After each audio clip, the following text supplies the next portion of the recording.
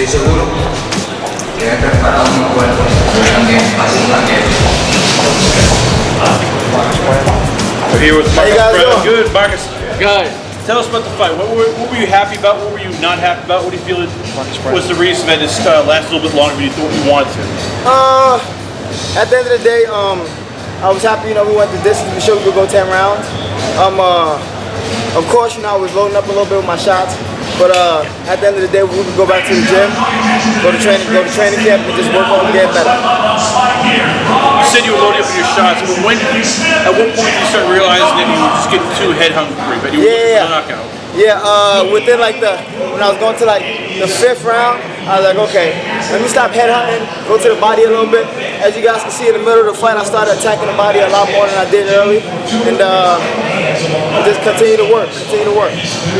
Was there pressure to knock him out early? I mean, Thomas Williams Jr. knocked him out in the 1st round, Kovalev, Don George. Were you feeling pressure of, all right, I got to get rid of him in two or three rounds? I tend to put a lot of pressure on myself, but towards like the 5th, I was like, you know what? I'm not going to try to force it anymore. I'm just going to continue to win rounds, and that's what we kept doing. How did you feel about the foul? Did you feel he was flopping a little bit? Or yeah, man.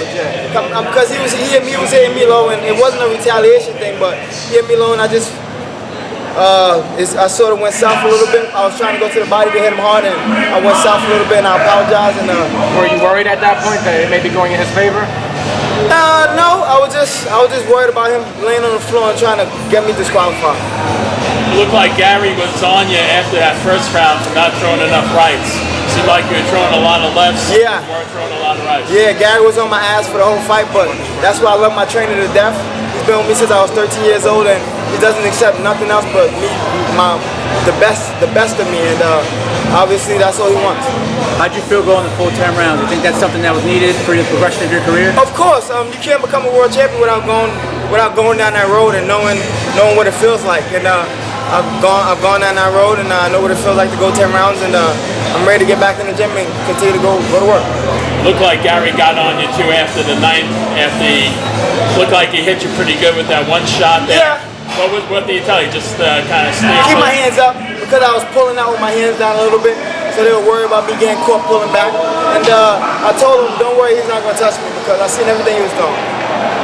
Is there pressure on you because of the recent additions? You have Michael Seals now joining the Haymon roster, Thomas Williams Jr. All these guys now. I don't even know who the hell Michael Harder beater. I mean, there's more names. I mean, there's now guys.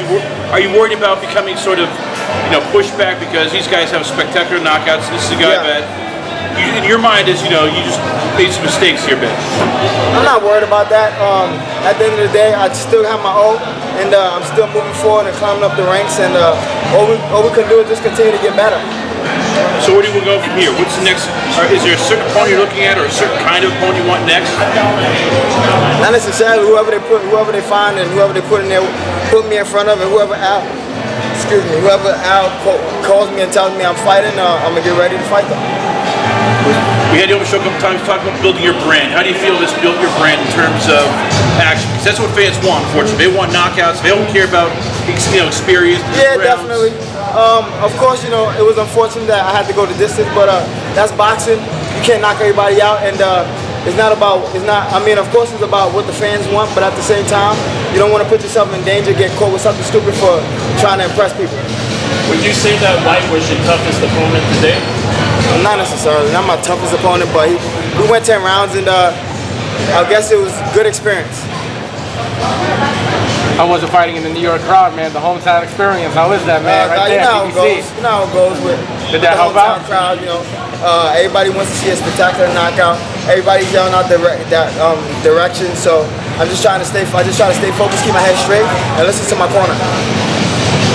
You talked about making a lot of adjustments, and you and Gary working on this during the fight. How do you improve the mental aspects? In terms of not getting head hungry. I mean, how do you work on batsmanship? Next time we spar, just work on breaking our guy down a lot more systematically, and that's about it.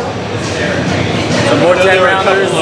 Next, what do you want to do now? Yeah, more 10 rounders. Whoever they put in front of me. Of course, we're looking for a world title shot soon, and at the end of the day, we're just going to continue winning. I'm sorry if you already answered this already. What happened in the 4th round when he was hurt and the referee told you to go back to your corner? I didn't understand what happened there. he said that the referee said break. I didn't hear the referee say break because when we was in the locker room and the referee was explaining to me the instructions, he told me that once he says break, we can continue the action. And he doesn't have to tell us to continue. So in me, with my amateur experience, he said he said break. I didn't really hear him, and I just threw a shot and landed. He was wobbled, and the referee gave him time to recover. Did you know that he was down on his feet? I saw that, man. I saw it.